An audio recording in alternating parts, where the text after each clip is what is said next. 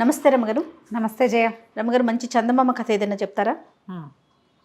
పూర్వం ఫ్రాన్స్లో కథ. చందమామ కథలు ఇలాంటి ఉంటాయిగా. ఫ్రాన్స్లో, జపాన్లో, రష్యాలో, అదేదో దేశంలో, కువైట్లో, అదే టర్కీ దేశము, అలాంటి పేర్లు ఉంటాయి. ఇద్దరు అంటే చాలామంది జమీందారులు ఉండి చక్రవర్తికి అనుగుణంగా పనిచేసేవాళ్ళు. కొంచెం పక్కపక్క గ్రామాలకి జమీందారులుగా ఉన్న ఇద్దరు జమీందారుల ఇళ్లలో ఒకేసారి మగపిల్లలు పుట్టారు. మరి పక్కమేం కాదు, ఒక మాదిరి దూరం ఉంది. అయితే ఏదో సందర్భంలో వీళ్ళిద్దరు జమీందారులు ఇద్దరు కలుసుకుని నాకు అబ్బాయి పుట్టాడు అని చెప్పుకున్నారు. మీ అబ్బాయి ఏ రోజు పుట్టాడంటే ఫలానా రోజు 11వ తారీఖు ఆదివారం అంటే నాకు అబ్బాయి 11వ రోజు ఆదివారమే పుట్టాడు. మీ అబ్బాయికి పేరేం పెట్టావు, మీ అబ్బాయి ఎలా ఉన్నాడంటే మా అబ్బాయి తెల్లగా బొద్దుగా బాగున్నాడు అని ఈయనో పేరు ఆయనో పేరు చెప్పారు. అమిస్, అమిల్. ఒకటి అమిస్, ఒకటి రెండోవాడు అమిల్. బాగున్నాయిగా. అబ్బా భలే తమాషాగా మనం పేర్లు కూడా ఒకటే పెట్టాం అని మాట్లాడుకున్నారు. తర్వాత 4 ఏళ్లకో 5 ఏళ్లకో 3-4 ఏళ్లకి మళ్ళీ ఓసారి కుటుంబాలతో సహా కలుసుకున్నారు. తీరా చూద్దురు కదా, ఈ అమిస్ అమిలు దాదాపుగా కమల పిల్లలల్లే ఉన్నారు. ఒకే ఎత్తు, ఒకే రంగు, నీలం రంగు కంటిపాపలు. గబాల్లో చూస్తే ఒకటే రకం బట్టలేస్తే ఒకటే అనుకుంటాం. ఓకే.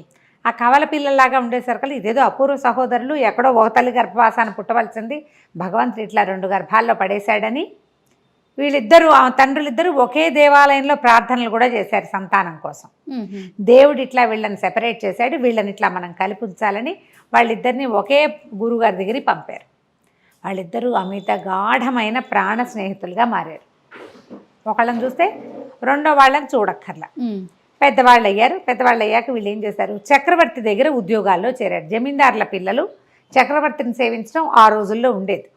ఇవి జమీందారులు అంటే వీళ్ళకేం పడిపోదు బోల్డంతా, ఏదో చిన్న గ్రామము, కొంచెం నడుస్తూ ఉంటుందన్నమాట.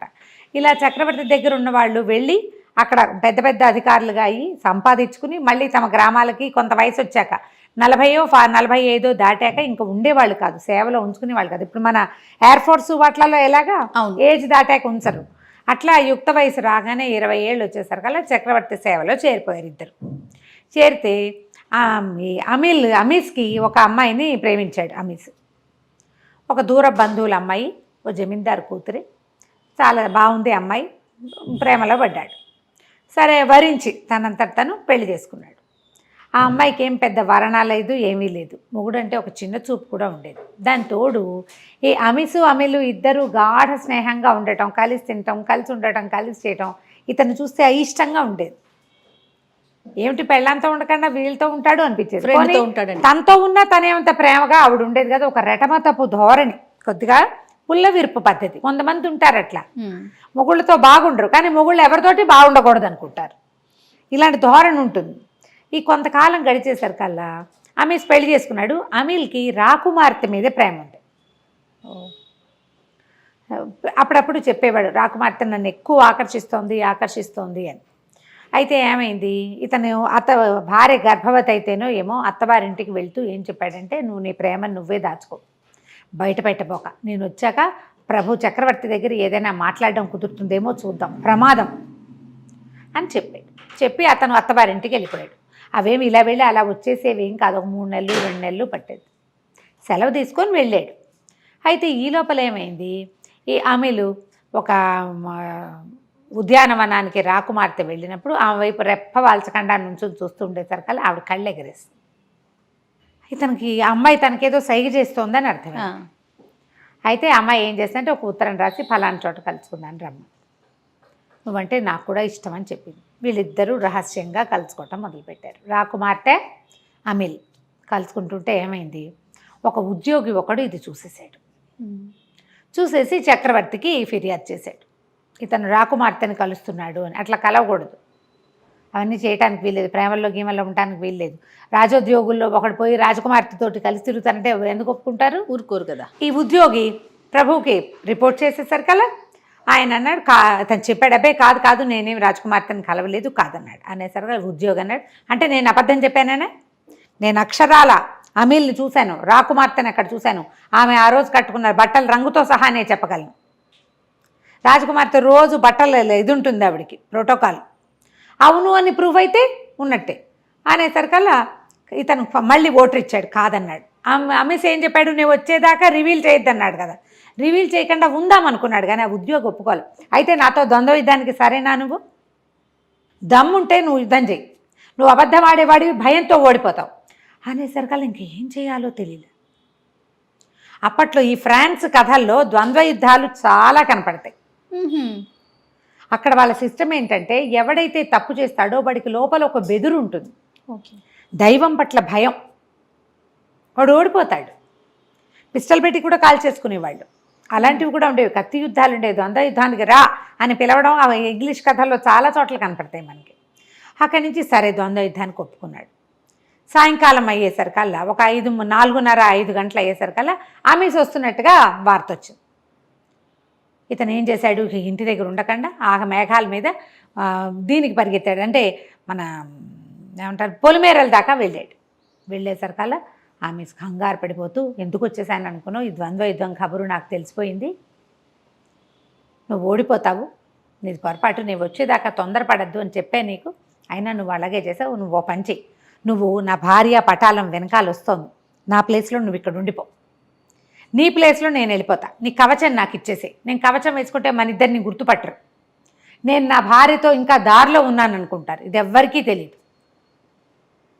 నువ్వు భయంతో ఉన్నావు, తప్పు చేశానన్న భయం, దొరికిపోయానన్న భయం, ఓడిపోతావు నువ్వు, నేను ఓడిపోను, నాకే భయమూ లేదు, యుద్ధం మామూలుగా చేసి వస్తాను అంతేనని ఈ అమిల్ని దీంట్లో ఉంచేసి ఆ దీని దగ్గర రాచబాట దగ్గర వదిలిపెట్టేసేసి నా గుర్రం పట్టుకుని నువ్వు ఇక్కడ ఉండని ఇతని గుర్రం వేసుకుని వెనక్కి వెళ్ళిపోయాడు. అమిస్ వెళ్ళిపోయి ఏం చేశాడు, ద్వంద్వ యుద్ధానికి చీకటి పడ్డాక చేస్తారు. ద్వంద్వ యుద్ధానికి దిగారు ఇద్దరు. అతను మంచి బట్టలు చక్కగా వేసుకున్నాడు, గట్టిగా కవచం కనపడకుండా. వీళ్ళిద్దరిలో తేడా తెలియదు కాబట్టి ఉద్యోగి ఓడిపోయాడు. ఎందుకంటే అమిస్ చాలా బలశాలి, మంచి యుద్ధనీతి తెలిసినవాడు. సరే, ఇంతలో ఏమైంది, రాకుమార్తె ఏమందంటే ఇతను ద్వంద్వ యుద్ధానికి నిలిచాడు, నాకు కూడా ఇతనంటే మనసు ఉంది అని పబ్లిక్లో చెప్పేసింది, నేను ఇతన్నే వివాహం చేసుకోదలుచుకున్నాను అని.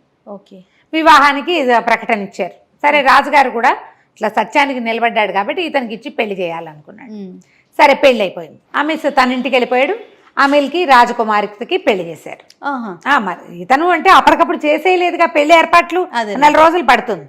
అయితే భార్యాభర్త ఇద్దరు, పెళ్లి కొడుకు పెళ్లి కూతురు ఒక చోట చేరాక అమిల్ చెప్పాడనమాట, నా స్నేహితుడు నా కోసం ప్రాణత్యాగానికి సిద్ధపడ్డాడు, మన కోసం చేశాడు అని చెప్పి చాలా ఎక్కువ ప్రేమగా ఉండేవాళ్ళు. అయితే ఏమైంది, కొంతకాలం కలిసి ఇక్కడే ఉన్నారు వీళ్ళు. 40 వచ్చాక వాళ్ళు కూడా సంపాదించుకుని 40 రాగానే ఎవళ్ళు ఊళ్ళకి వాళ్ళు వెళ్ళిపోయారు. ఈ అమిస్ భార్యకి అమ్మయ్య ఇప్పుడైనా సరే ఈ ఫ్రెండ్స్ పీడ విరగడైంది అని చెప్పి ఆవిడ తన పిల్లల్ని చూసుకుంటూ ఉండేది. ఈ అమిల్కి కూడా 2 కుమారులు పుట్టారు. వాళ్ళకు 2, వీళ్ళకు 4 పిల్లలు పుట్టారు. ఈయన తన ఊరు వెళ్ళేసరికల్లా ఈయనకి కొంచెం కుష్ఠవ్యాధి వచ్చింది అమిస్కి. కుష్ఠవ్యాధి వచ్చేసరికల్లా భార్య అతనికి ఏమీ వైద్యం చేయించేది కాదు.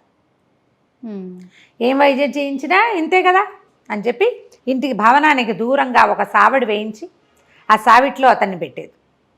పెడితే ఇతను ఏమన్నాడు, ఉంటా నేను ఇక్కడే, వేళ పట్టున నాకు ఆహారం ఇచ్చి వేళకి నాకు సపర్యలు కనుక చేస్తే ఉన్నన్నాళ్ళు నేను హాయిగా సంతోషంగా ఉంటాను కదా అంటే, సపర్యలు ఎవడు చేస్తాడు, నీకు అన్నం పెట్టడమే ఎక్కువ అనేది పిల్ల. బతుకున్నంతకాలం బతుకుంటాడని పిల్లల్ని కూడా అతని దగ్గరికి వెళ్ళనిచ్చేది కాదు. అంటుకుంటుందని పిల్లలు భయపడతారు. రెండోది ఆవిడకి అలా భర్తతో స్నేహంగా ఉండే తీరే లేదు. పోతే పోతాడు, ఇంత జమీ ఉంది, సంపాదించుకొచ్చాడు, అందుకంటే ఏం కావాలి జీవితానికి, ఇలాంటి వాళ్ళని చూడం మనం ఇప్పుడు కూడా చూస్తాం రమ్మగారు. ఇతను ఇలా ఉండగా ఏమనుకున్నాడంటే, ఇక ఆయనకి ఎవ్వరూ మనుషులు కనపడక, అయిన వాళ్ళు కనపడక, స్నేహానికి ప్రాణం ఇచ్చే మనిషి స్నేహితుడు దూరం అయిపోయాడు. అతను ఊరు అతను వెళ్ళిపోయాడు. ఈ జబ్బుతో నేనేం చేస్తాను, ఇంట్లో భార్య ప్రేమగా ఉండి కాస్త ఆను పాను కనుక్కుంటుంటే జీవితం వెళ్ళేది. దాంతో ఏమన్నాడు ఆ పనిచేసే కుర్రాళ్ళని, అరే బాబు మీరు నాకేమీ చేయొద్దురా, మళ్ళీ ఆవిడ పెట్టేది కూడా పంపించకండి, తీసుకురాపోకండి, నన్ను మోసుకెళ్ళండి చాలు. వీళ్ళకి ఏంటంటే ఉద్యోగులకి జమీన్లో సొంతానికి కొన్ని ఎకరాల పొలాలు ఇస్తారు. వాళ్ళ పొలం నెల జీతం హడావిడేం ఉండదు వాళ్ళకి. ఆ పొలాలు వాళ్ళు సాగు చేసుకుంటూ ఉంటారు. ఆ పొలం మీద వచ్చే హైవేజ్ వాళ్ళకి వెళ్ళిపోతుంది, వీళ్ళు ఇక్కడ పనిచేస్తారు. నెల జీతాలు అవి కాదు. అట్లా ఈ పొలం ఎకరాలు రాయబడి ఉన్న ఇద్దరు పనివాళ్ళు ఈయన మంచం మోసుకుని అమీల్ వాళ్ళ ఇంటికి తీసుకెళ్ళటానికి ఒప్పుకున్నారు. ఈయన మధ్యదారిలో ఏం చేస్తాడు, ఈయన దగ్గర డబ్బులు లేవు, భార్య అతనికి డబ్బు ఇవ్వదు, ఆహారం ఇవ్వదు, అడుక్కుంటూ ముష్టెత్తుకుంటూ పాపం అలా ఎలాగో ఆ 4 కార్ల మంచం మీద పడుకుని కొన్ని రోజులకి ఎప్పటికో అమీల్ వాళ్ళ ఊరు చేరేసరికి అమీల్ ఆశ్చర్యపడి, ఇంత జబ్బు చేసిందా, కాళ్ళు చేతులు ఇట్లా తినేసి ఉన్నాయి నీకు, అయ్యో ఎలా ఉంటావు, నువ్వు ఎక్కడికి వెళ్ళొద్దు, ఆవిడ సరిగ్గా చూడకపోతే నువ్వు ఇక్కడే ఉండు నా దగ్గరే అని చెప్పి అతనికి వెంటనే ఒక వైద్యుడిని పిలిపించి ఆ వ్రణాలన్నీ శుభ్రంగా దగ్గరుండి కడిగించి కట్లు కట్టించి శుభ్రంగా కడుపు నిండా ఆహారం పెట్టి ఆ పని వాళ్ళు ఇద్దరిని ఒరే మీరు ఇక్కడ ఉంటారా వెళ్ళిపోతారా అన్నాడు. వెళ్ళిపోతామంటే వాళ్ళకి డబ్బు ఇచ్చి పంపించేసాడు. నా దగ్గర పని వాళ్ళు ఉన్నారు, మా ఊళ్ళో సేవ చేసేందుకు మనుషులు తక్కువ లేరు, ఇంకో 10 రూపాయలు ఎక్కువ ఇచ్చి చేయిస్తానని, అయినా నా స్నేహితుడికి నేను స్వయంగా చేసుకుంటా, నా కోసం ప్రాణం ఇవ్వడానికి సిద్ధపడ్డాడు. ఒకవేళ అప్పుడు ద్వంద్వ యుద్ధంలో ఓడిపోయి ఉంటే చచ్చిపోయేవాడు కదా, అంతేగా, ఎంతో బాగా జాగ్రత్తగా చూసుకునేవాడు. సరే వీళ్ళిద్దరూ స్నేహంగా కొద్ది రోజులు ఉన్నాక ఒకనాటి రాత్రి అమీస్కి ఒక కల వచ్చింది. ఒక దేవదూత కనపడింది కల్లో. తెల్లవారుజామున 5:30, 5:30 కాసేపట్లో మెలకు వస్తుంది అనగా ఒక దేవదూత పెద్దగా ఎత్తుగా, ఆ ప్రాంతాల్లో దేవదూతలు కనపడ్డాలి, ఏంజల్స్ ఎక్కువ కనిపిస్తాయి. రెక్కలున్న ఒక అందమైన దేవదూత ఏం చెప్పిందంటే, నీ జబ్బు పోయేందుకు ఒక మార్గం ఉంది అమీస్, నీ స్నేహితుడి కుమారులు ఇద్దరినీ చంపి ఆ రక్తం రాసుకుంటే ఇది తగ్గిపోతుంది అని చెప్పింది. చెప్పేసరికి ఇతను వద్దు వద్దు వద్దు, నా కోసం ప్రాణం ఇస్తాడు, వాడి పిల్లల్ని చంపటం ఏమిటి, వద్దు వద్దు అన్నాడు. గట్టిగా అరుస్తున్నాడు. ఈ తెల్లవారిపోతుంది కదా, అమీల్ లేచి వచ్చి స్నేహితుడు ఏదో వద్దు వద్దు అంటే, ఏమిటి అమీస్ ఏం వద్దంటున్నావు, ఏం జరిగింది, ఏం కనపడింది నీకు అని అడిగితే అతను వలవలా ఏడుస్తూ, ఎవరో దేవదూత కనపడింది, నీ కుమారుల నెత్తురుతోటి నా జబ్బు తగ్గుతుందిట, ఇంత దుర్మార్గమా, 50వ పడిలో పడుతున్నాను, నా జబ్బు తగ్గడానికి పసిపిల్లల రక్తం రాసుకుంటాను, ఇంకా ఇప్పుడే 10-12 ఏళ్ల పిల్లలు నీ పిల్లలు, అదే వద్దు వద్దంటున్నాను అనేసరికల్లా అమీల్కి అనిపించింది, వీడు నా కోసం ప్రాణం ఇవ్వదలుచుకున్నాడు, వీడిని బతికించడానికి పిల్లలు మళ్ళీ పుట్టరా అనిపించేసింది. అనిపించి ఏం చేశాడు, తెల్లవారాక భార్యని ప్రార్థనా మందిరానికి వెళ్ళు, నువ్వు ప్రార్థన చేసుకోవడానికి మందిరానికి వెళ్ళమన్నాడు, దేవాలయం ఏదో ఒక టెంపుల్ వెళ్ళమని. కొడుకులు ఇద్దరు ఆడుకుంటూ ఉంటే ఇద్దరికి ఏదో తినడానికి పెట్టి గదిలోకి తీసుకెళ్ళి మంచం మీద పిల్లలిద్దరి కుత్తుకలు కోసేసి ఆ నెత్తురు ఇట్లా పట్టుకొచ్చి ఇతని వ్రణాలకు పూసేసాడు. పెద్ద కేకలు పెట్టడం వేసి, అయ్యో ఏం చేసావు, ఎంత పని చేసావు నువ్వు, ఇలాంటి పని చేసావేమిటి, పిల్లలని కేకలు పెట్టినా ఇక మొత్తం పుండంతా మాయమైపోయి మామూలుగా వచ్చేసినాయి చేతులు కాళ్ళు. పద నా భార్యను కలుసుకుందామని చెప్పి ఇతను వెంబడి పెట్టుకుని ప్రార్థనా మందిరం దగ్గరికి వెళ్ళాడు. మామూలుగా నడిచొస్తున్న అమీస్ని చూసి ఆశ్చర్యపోయింది రాజకుమార్తె. ఎట్లా నడుస్తున్నాడు, ఏం జరిగింది, ఇలాంటి మిరకిల్ ఎలా జరిగింది అని సంతోషంగా అడిగింది.